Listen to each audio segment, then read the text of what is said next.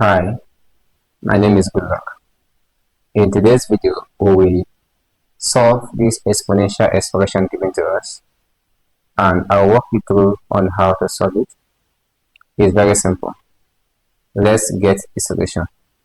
First, we are given that 4 multiplied by 2 raised to the power n plus 1, or includes the bracket, minus 2 raised to the power of n plus 2, all divided by 2 raised to the power of n plus 1 minus 2 raised to the power of n. In indices, if I have 2 raised to the power of n plus 1, this can also be expressed as 2 raised to the power of n times 2 raised to the power of 1. This is known as the multiplication law, because when we have the same base, then we add their powers.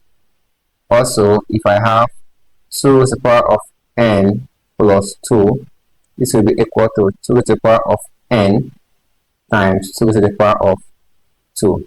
So using this, I can now be able to express both my numerator and my denominator in this form. So therefore, my expression becomes 4 open brackets 2 raised to the power of n times 2 close the bracket minus 2 raised to the power of n times 2 raised to the power of 2. Everything will be divided by 2 raised to the power n times 2 minus 2 raised to the power n. So at this point, we have been able to write the expression in its original form. So we can simplify further. From our numerator, we can have that 4 open bracket multiplied by 2 raised to the power n times 2 close the bracket minus 2 raised to the power of n times 4. Everything divided by 2 raised to the power n times 2 minus 2 raised to the power n. So if you watch at the numerator, we have 4, so we can be able to factor at 4 because 4 is common. So if we factor at 4, we have that 4 open bracket 2 multiplied by 2 raised to the power of n minus 2 raised to the power of n.